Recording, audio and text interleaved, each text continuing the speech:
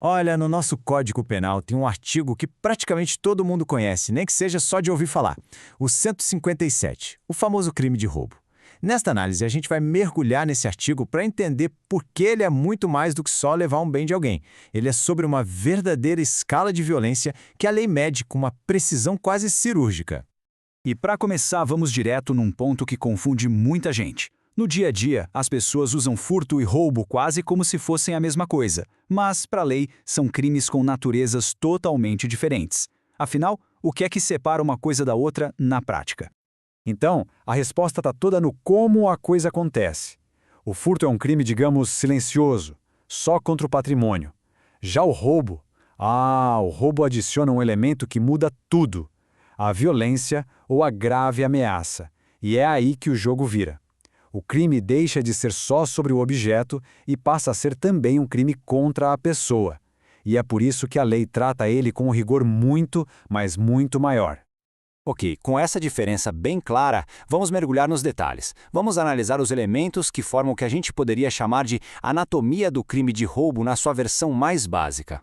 A letra da lei diz o seguinte: subtrair coisa móvel alheia, para si ou para outrem, mediante grave ameaça ou violência à pessoa. As palavras que a gente precisa grifar aqui são grave ameaça e violência. E tem aquela parte final também, que fala em reduzir a vítima à impossibilidade de resistência, ou seja, deixar a pessoa sem chance nenhuma de reagir. Fica bem claro que o foco da lei não está no celular ou na carteira, mas sim na agressão que a pessoa sofreu. Dá pra gente quebrar isso em 3 partes bem simples, como se fosse uma receita. Primeiro, o ato de pegar o bem. Segundo, a intenção de ficar com ele, para si ou para outra pessoa. E terceiro, o ingrediente decisivo, o uso de violência ou de uma ameaça séria para conseguir fazer isso. É a presença desse terceiro elemento que transforma o ato em roubo. E olha, a consequência para essa forma mais básica do crime já não é brincadeira não, hein? A pena vai de 4 a 10 anos de reclusão. Só que isso é só o ponto de partida. A lei ainda prevê um monte de fatores que podem piorar e muito essa punição. E é aqui que a coisa fica mais complexa e interessante. A lei não vê todo o roubo da mesma forma. Existem situações, os chamados agravantes ou majorantes, que fazem a pena subir porque tornam o crime ainda mais grave aos olhos da justiça. Por exemplo, um crime cometido por 2 ou mais pessoas. Pensa só, a chance de defesa da vítima diminui drasticamente, certo? Por isso, a pena aumenta. A mesma lógica vale se a vítima está transportando valores ou se tem a sua liberdade restringida, mesmo que por pouco tempo. A lei entende que o perigo e o trauma foram maiores e a punição acompanha essa gravidade. Agora, tem um fator que muda completamente o patamar do crime: o uso de uma arma. A presença de uma arma, qualquer que seja, eleva o nível da ameaça de uma forma absurda. E a lei responde na mesma proporção. A lei tem uma espécie de escadinha para isso. Vamos ver. Começando pelo primeiro degrau, o uso de uma arma branca. Pode ser uma faca, um canivete. A simples presença de um objeto desses já aumenta o poder de intimidação e o risco. E o resultado disso? A pena já sobe em 1/3. Agora, se a gente sobe um degrau nessa escala de perigo e entra uma arma de fogo de uso comum, um revólver, por exemplo, bom, aí o potencial de dar muito errado é imensamente maior. E a lei responde à altura. O aumento da pena simplesmente dobra, salta para 2/3. E no topo, no cenário mais grave de todos, está o uso de uma arma de fogo de uso restrito ou proibido. A gente está falando de um fuzil, por exemplo. É o tipo de armamento de guerra sendo usado num crime na rua. Aí a consequência é a mais pesada de todas. A pena base simplesmente dobra. É isso mesmo, o dobro.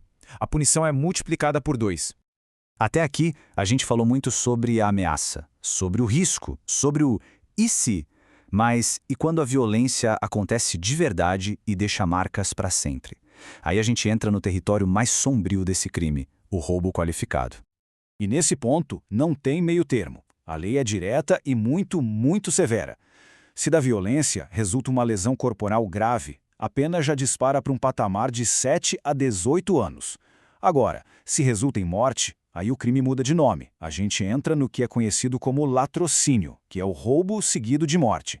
E a punição, bom, ela vai para o teto, de 20 a 30 anos de reclusão. Essa ideia resolve tudo, né? Toda essa escalada de penas que a gente viu mostra uma coisa muito clara. Embora o crime comece com a ideia de levar um bem, o que a lei está protegendo, no fim das contas, Não é a carteira ou o celular, é a pessoa. É a vida e a integridade física. Então, só para a gente visualizar essa escada toda de uma vez. Tudo começa no furto, crime só contra o patrimônio, com pena mínima de 1 aninho. Colocou violência ou ameaça na história, virou roubo simples, e a pena já pula para 4 anos no mínimo.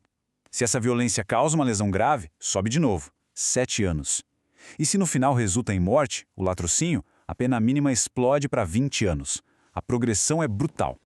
E para a gente terminar, fica uma pergunta no ar. Essa estrutura toda do artigo 157 mostra uma hierarquia de valores muito clara. Mas será que essa balança está calibrada do jeito certo? Como é que a gente, como sociedade, decide o peso entre um bem material e a integridade de uma pessoa? Ou a própria vida? Essa é, sem dúvida, uma das discussões mais profundas e importantes do direito penal.